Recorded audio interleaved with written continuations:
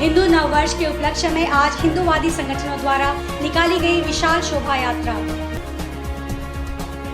जमशेदपुर पूर्वी की विधायक ने वरीय आरक्षी अधीक्षक से मुलाकात कर शहर की विधि व्यवस्था को लेकर सौंपा एक ज्ञापन। पटमदा प्रखंड के ग्रामीणों ने कई गांवों में किए जा रहे अवैध पत्थर खनन की उपायुक्त से की शिकायत।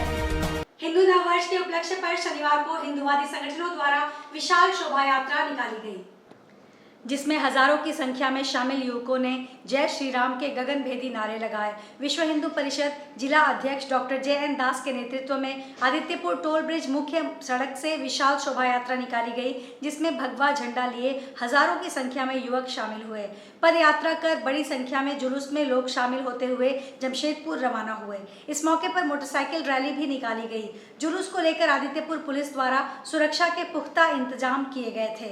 इधर आदित्यपुर में भी कई हिंदूवादी संगठनों का जुटान हुआ, जहां से जुलूस की शक्ल में रैली निकाली गई, जो जमशेदपुर की ओर रवाना हुई। रैली में मुख्य रूप से भाजपा जिला अध्यक्ष उदय प्रताप सिंह देव, भाजपा उद्योग प्रकोष्ठ संयोजक बबलू सिंह, संजय सरदार, निवर्तमान वार्ड पार्षद अभिजीत महतो, संतोष सिंह, किशन प्रधान समेत अन्य कार्यकर्ता बड़ी संख्या में मौजूद थे। देखिए, आज जो है हिंदू नव वर्ष का एक दिन है। कल हमारा हिंदू नव वर्ष है। चैत्र शुक्ल प्रतिपदा का प्रथम दिन 20 मार्च को है। उस नव वर्ष का उत्सव मनाने के लिए आज हम लोग एकत्रित हुए हैं। कल हमारा नव वर्ष है। पूरा हिंदू समाज अपना नव वर्ष कल मनाए, अपने घर में भव्य तरीके से मनाए। अपना सुबह उठ के पूजा पाठ कर अच्छे पकवान बना करके अच्छे कपड़े पहन करके कल उत्सव मनाए, नव वर्ष मनाए। उसके निमित्त आज हम लोग एक यात्रा के रूप में, एक जागृति के रूप में हम लोग एक यात्रा निकाले, नव वर्ष यात्रा। इसमें सभी हिंदू समाज को, सभी को आने वाले नव वर्ष की बहुत बहुत शुभकामनाएं। भाजपा की जमशेदपुर पूर्वी से विधायक पूर्णिमा साहू ने आज जमशेदपुर की विधि व्यवस्था को लेकर वरीय आरक्षी अधीक्षक किशोर कौशल से मुलाकात की और उन्हें एक ज्ञापन सौंपा। में मीडिया से बातचीत करते हुए उन्होंने कहा कि थाने से 100 मीटर 200 मीटर दूर ही क्राइम हो रहा है, अवैध कारोबार हो रहा है, लेकिन पुलिस केवल बैठक करती है। बैठकों से कोई समस्या का समाधान नहीं होने वाला, बल्कि कड़े कानून और निर्णय से ही यह संभव है।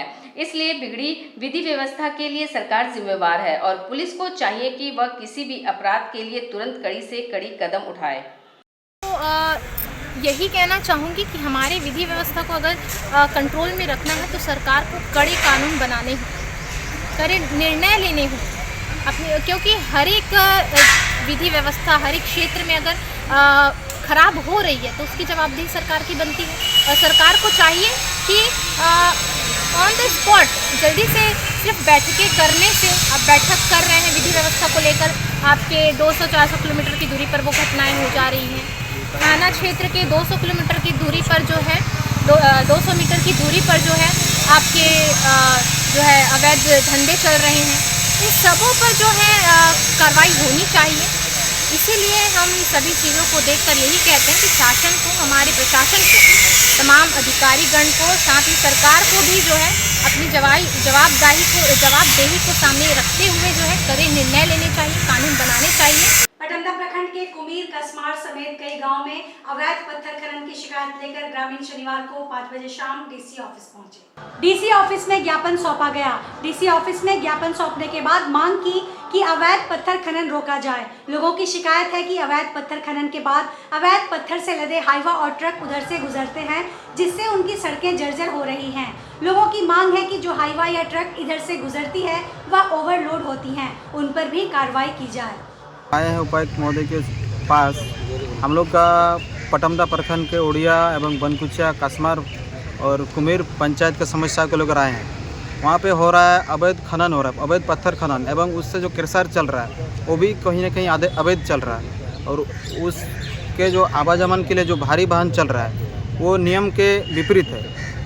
वहाँ पे 10 या 12 टन से वो रोड का कैपेसिटी नहीं कि 10 टन से ऊपर गाड़ी चले, लेकिन वो वाहन का वेट है आपका 16 टन, 17 टन, 18 टन, और उसके बाद वो सामान है पत्थर है। तो कहीं ना कहीं ये नियम का विरुद्ध है और इससे हम लोगों को काफ़ी दिक्कत होता है। वो सड़क है कि ग्रामीण सड़क योजना के तहत सड़क बना है, वो सड़क का क्षमता ही नहीं है कि इतना भारी वाहन को चला उससे सके। समस्या क्या आ रही है? उससे समस्या यह है कि सड़क पूरा जर्जर हो गया है 25 किलोमीटर। इससे आवागमन में काफ़ी दिक्कतों का सामना करना पड़ रहा है। आज पश्चिम सिंहभूम झारखंड मुक्ति मोर्चा मानगोर नगर संयोजक मंडली का मानगोर नगर सम्मेलन का आयोजन किया गया। अपना marriage hall old Purulia road Mango में एक सम्मेलन का आयोजन किया गया। सम्मेलन के अंतर्गत मंडली अध्यक्ष का चुनाव किया गया, जिसमें अध्यक्ष के पद पर फतेह चंद्र टुडू और शेख बदरुद्दीन कोषाध्यक्ष एवं प्रभात सिंह सचिव के पद पर मनोनीत किए गए। सभी पदों के लिए सर्वसम्मति से सभी सदस्य चुने गए। अध्यक्ष पद के लिए मनोनीत फतेह चंद्र टुडू ने कहा कि पार्टी को मजबूत करने के लिए यथासंभव प्रयास करेंगे और पार्टी को मजबूत करने के लिए जितने भी बचे हुए और छूटे हुए काम हैं सबको पूरा करेंगे। कार्यकर्ताओं के मन में पार्टी के प्रति जोश की भावना उजागर करते हुए और कार्य के प्रति रुचि पैदा करने हेतु सभी कार्यकर्ताओं में जोश भरेंगे और मानवों की समस्याओं को दूर करेंगे।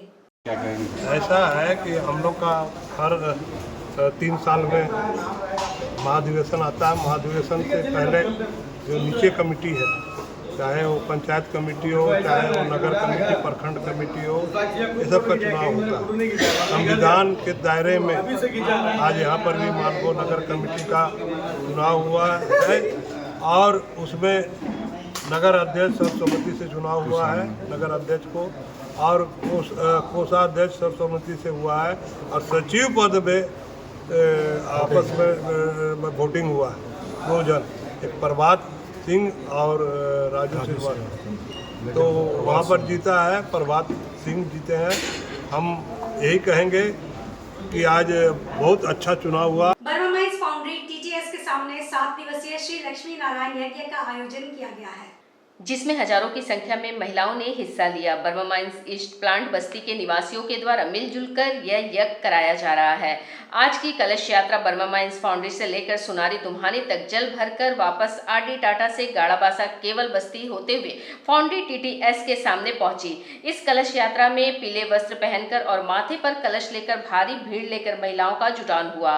तत्पश्चात कल से 5 तारीख तक कथा वाचन का कार्यक्रम प्रारंभ होगा। इस कार्यक्रम का समापन 5 तारीख को होगा। इसके बाद विशाल भंडारा का आयोजन किया गया है, जिसमें लगभग 10,000 लोगों को प्रसाद का वितरण किया जाएगा। जय श्रीमन नारायण, जय श्रीमन नारायण। आज हमारे नगर बस्ती में बहुत भव्य जल यात्रा जो है शोभा निकाला गया। इसमें जो है हजारों की संख्या में महिलाएं शामिल थी। हजारों धर्म पुरुष जो है और धर्म महिलाएं, माता बहनें जो है इस जल यात्रा को जो है बहुत सुशोभित किया। कलश यात्रा में 700 का हम लोग का लिमिट था, लेकिन अंदाजन उससे बहुत ज़्यादा महिलाओं ने भाग लिया है। और यह कलश यात्रा इस प्लांट बस्ती से शुरू हुई थी, आज सोनारी दोमुहानी तक गई थी। फिर वहाँ संकल्प पूजन जजमानों द्वारा करवाया गया। उसके बाद सारे कलश यात्रियों ने वहाँ का जल भरा और जल भर करके पूरी श्रद्धा के साथ और हाथी घोड़े और बाजे के साथ वो लोग पूरे शिष्टाचार में रहते हुए फिर से इस प्लांट बस्ती जल पहुँचे। यहाँ आके BR सेवा सदन से पद यात्रा चालू की और उस पद यात्रा में शोभा को बढ़ाते हुए सारी महिलाओं ने और यहाँ पर शोभा को बढ़ाया और यज्ञ स्थल में पहुँच करके कलश का स्थापना किया। मूल निवासी संघ ने शनिवार को सांची में 3 बजे DC दफ्तर के सामने प्रदर्शन किया। इस प्रदर्शन के बाद राष्ट्रपति को संबोधित ज्ञापन DC अनन्य मित्तल को सौंपा गया। इसमें कहा गया है कि बिहार सरकार 1949 के बोध गया मंदिर अधिनियम को निरस्त करे और महाबोधि मंदिर का प्रबंधन बौद्धों को सौंपा जाए। मूल निवासी संघ के संगठन सचिव रंजीत बास्के ने बताया कि बिहार सरकार को चाहिए कि वह महाबोधि मंदिर का प्रबंधन बौद्धों को सौंपे। ऐसा नहीं होने से बौद्धों में नाराजगी है। उन्होंने इस मामले में राष्ट्रपति से हस्तक्षेप की मांग की है। उन्होंने इस मामले में बिहार सरकार पर गलत करने का आरोप लगाया है। मेरा नाम मूल निवासी रंजीत बास्के और सेंट्रल कमेटी के संगठन सचिव के पद पर आज हम लोग इस DC के प्रांगण में DC के माध्यम से बोध गया बिहार महाविहार का जो अतिक्रमण ब्राह्मणों के द्वारा किया गया है वह BT एक्ट 1949 के बावजूद वो अतिक्रमण मुक्त नहीं हुआ। उसके एवज में मूल निवासी संघ पूर्वी सिंहभूम जिला से के माध्यम से आज हम लोग महामहिम राष्ट्रपति महोदया और राज्यपाल बिहार के राज्यपाल और बिहार के मुख्यमंत्री को ज्ञापन देने जा रहे हैं। पूर्वी सिंहभूम जिले में सौर ऊर्जा आधारित चलंत पंप कुल 98 किसानों के बीच बांटा जाएगा, जिसमें 66 किसानों को अब तक मिल चुका है। किसान समृद्धि योजना के तहत 90% सब्सिडी किसानों को दी गई है, जिससे किसान खेती कर अपने आय को दुगना कर सके। जिला कृषि पदाधिकारी विवेक बरुआ ने कहा कि सौर ऊर्जा आधारित चलंत पंप जिले में 98 किसानों को मिलेगा, ताकि किसान अच्छे से खेती कर सके, अपनी आय को दुगना कर सके। मन में राज्य योजना अंतर्गत कृषि समृद्धि योजना से किसानों को सौर आधारित जो चलंत सिंचाई इकाई है उसको 90% अनुदान पर किसानों को बांटा जा रहा है। वर्तमान में हम लोगों को राज्य से जो लक्ष्य मिला है पूरे जिले के लिए वो 98 किसानों का लक्ष्य प्राप्त हुआ है, जिसमें वर्तमान में हम लोगों ने 66 किसानों को इसका लाभ दिया है और जो बाकी जो यूनिट है इसका भी लाभ जल्दी मिल जाएगा। श्री गुजराती सनातन सहेली 1999 से पिछले 25 वर्षों से लगातार समाज की महिलाओं के लिए शिक्षा, स्वास्थ्य एवं आर्थिक रूप से मदद के लिए कार्य करती आ रही है। अब अपने रजत जयंती वर्ष पूर्ण होने पर रजत जयंती एवं सह सम्मान कार्यक्रम आयोजित कर रही हैं। इस कार्यक्रम की मुख्य अतिथि पद्मश्री प्रेमलता अग्रवाल होंगी। साथ में वार्षिक बैठक भी होगी, जिसमें नए अध्यक्ष एवं अन्य पदाधिकारियों की भी घोषणा की जाएगी। आज श्री गुजराती सनातन सहेली का रजत जयंती समारोह मनाया गया। इसमें समारोह के साथ साथ सह सम्मान था।